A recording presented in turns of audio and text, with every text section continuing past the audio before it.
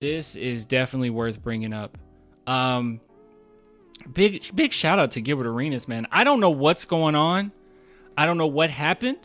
I don't know who gave him the juice, but this man takes, when it comes to the San Antonio Spurs, anything Spurs related has been top notch, and that is not normal for Gilbert Arenas. Okay, Gilbert Arenas is notorious for terrible takes, but as of the past year, his takes have gotten better and better. I don't know what's going on. Every now and then when he starts to troll, it gets kind of rough, and I think I'm starting to be able to decipher through what's his actual thoughts and what's more of a troll.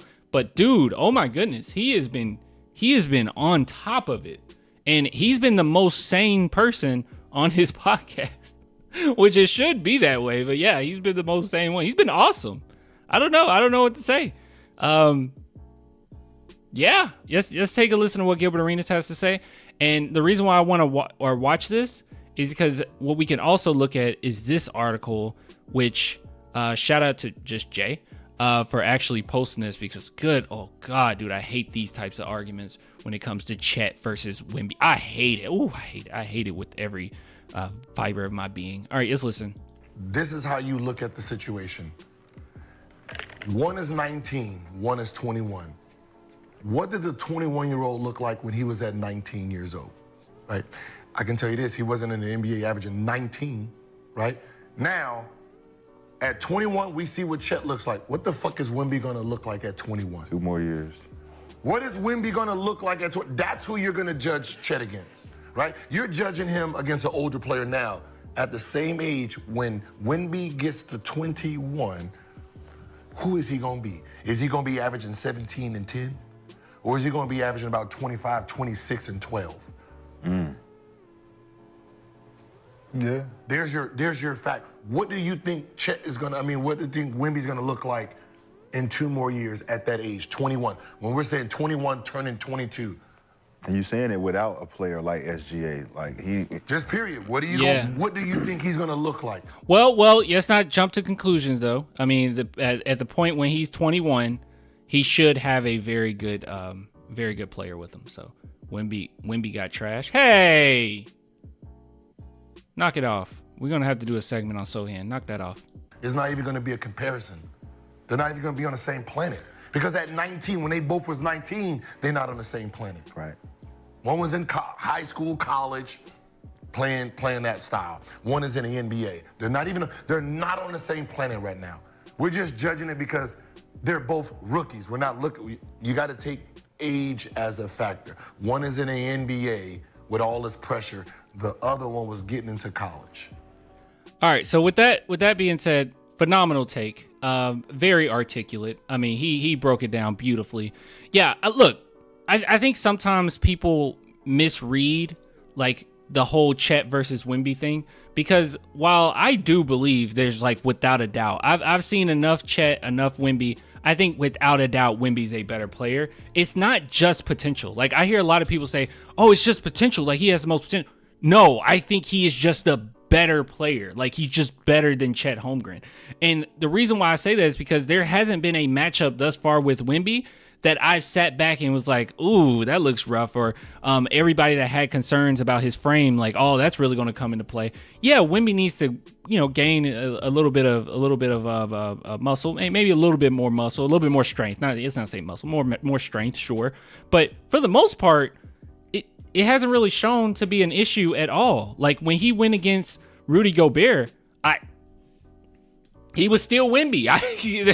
I don't know. He was still phenomenal. But then when I saw Chet go against guys that are a little bit stronger, everything that they feared about Wemby, it's happening with Chet. Chet does not get into the paint as often as Wemby does. The fact that he has SGA and he can he's a very good shooter. He's a very good scorer, very good defender. But it's just kind of a tier or a couple tiers under what Wemby is. And that's a really great point that, yeah, he is 21 and he's had an entire year of being able to develop his skills, of working with NBA coaches, of watching NBA footage, being right there in the locker room, being right there in the film room. He's been there. So yeah, he's been able to grow over this past year. I don't know how the NBA can do it where guys that get injured their first year can't be eligible for Rookie of the Year. I don't know if that's fair. I don't know if either way it's fair. Is it fair for a guy because he got injured to not be able to? I mean, I guess you can just sit back and say that's just life. Hey, you missed it. You got hurt out of your power, but it is what it is. Or, I mean, you just go the way that they're doing it, where it's like, look, the first time you set foot in the NBA, on an NBA court, you're a rookie. It's like, I don't really know how to do it. I don't really have a strong opinion either way. Probably mainly because I think awards like that, they're cool and stuff, but I kind of like those finals MVPs, you know what I mean? That's just the Spurs fan in me. But yeah, just overall, I don't know.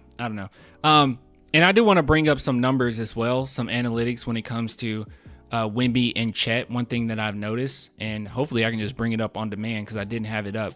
But before we look at that, this article, these are the type of arguments that you start to hear that's just so blasphemous, man. So this is an argument against Wemby winning Rookie of the Year, essentially. And they compare him to Holmgren, which is so stupid.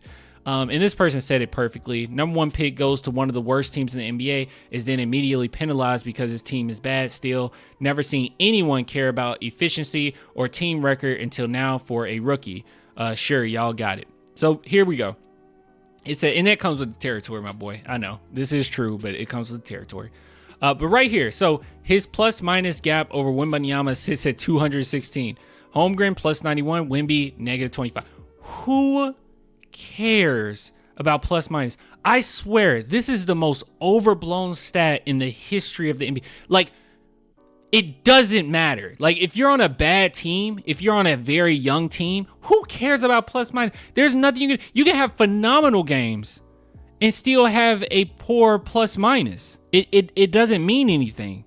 Like, it's just one of those stats where I just don't understand why people bring it up to begin with. It just doesn't mean anything. And then he also highlighted here his inability to stop the Spurs' losing streak and inconsistent shooting have been his downside. Wow, the rookie's inability to stop the Spurs' losing streak is his downside. Opposed to Chet, who's just better. No, it's like, no, Chet has a better team. Chet is a phenomenal talent, but he has a better team. He just does. He just has better players around him right now. A more cohesive team that's played together a little bit more. I just don't know. But SGA is definitely a huge part of that. But let me go ahead and bring this up. Just bear with me for a second because I didn't have it up initially, but I think I know how to find it really quick. All right, Sean, I'm so sorry. All right, we found it. We finally found it. So here we go. So paint touches. So we go to advance here. This is what I want to show. I want to show the physicality of Wemby versus Chet. So right now, if we go to experience, we go to rookie, go to heights. Let's just do every 7 foot that's taller. It's like 3 of them. And yeah, so if we're comparing Wemby to Chet, it's for, actually, let's do totals. We don't want to do per game. Boo. Let's do totals. All right.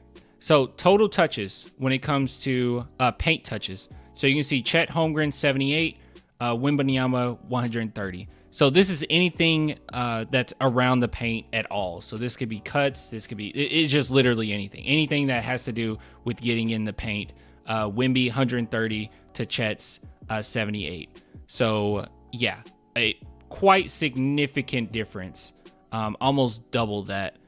Also, this is another thing that I wanted to bring up. So if we look at that along with, it should be post-ups. Now this is what stands out the most to me. So we're looking at post-ups between these two. We go to rookie once again. Let's just go ahead and narrow it down. 7 footers.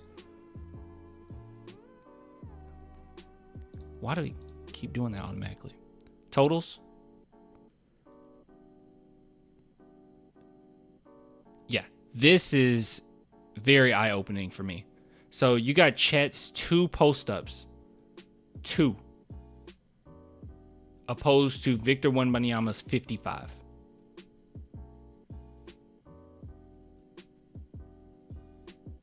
You see what I'm saying? Like, this is a huge gap. All right. So these 2 players in particular, I think while I sit back and I'm like, yeah, Chet Holmgren is a very good player. He's he's more efficient scorer than Victor Wembanyama. That is totally true. But defensively, no, I think while Chet is very good, he's elite. I think Victor Wembanyama is still on another level, even at that. I mean, we're looking at a guy that we might never have seen in the history of the NBA what he's capable of doing defensively. And then when it comes to physicality, Victor Wembanyama is really difficult for him to get his shots right now because of the team that he's on. If he had someone like a SGA, it would be much easier for him. His efficiency would be a little bit higher. But then on top of it, yeah, he's pounding the paint. Okay, he's not just necessarily just sitting there. Now, can he build upon his core strength? Can he build upon his strength as a whole? Sure, yeah. But Chet, I've been seeing him literally get walled, like where he just, it's like a wall he can't get through. It was Chris Paul. He couldn't, and Chris Paul is super strong, but he couldn't back down Chris Paul. Like this is the difference between these two. So I just think that there's more versatility in what Victor Wembanyama brings than Chet. And I think if we're talking about Rookie of the Year, while I wouldn't be upset necessarily or like super angry if Chet won Rookie of the Year, I just haven't really seen good enough arguments for it other than Chet is an efficient scorer or efficient shooter. And it's like, well, he's an efficient shooter because his team as well. And usually with Rookie of the Year, I wouldn't expect them to necessarily give the award based on record. I don't think that they'll do that. So those are my thoughts. I'm sorry. I know it took me forever to even find this. I couldn't remember where I saw it. I thought that you had to go to individual players. No, you don't. You just go to the overall players to find it. But just overall, I think people are tripping about it.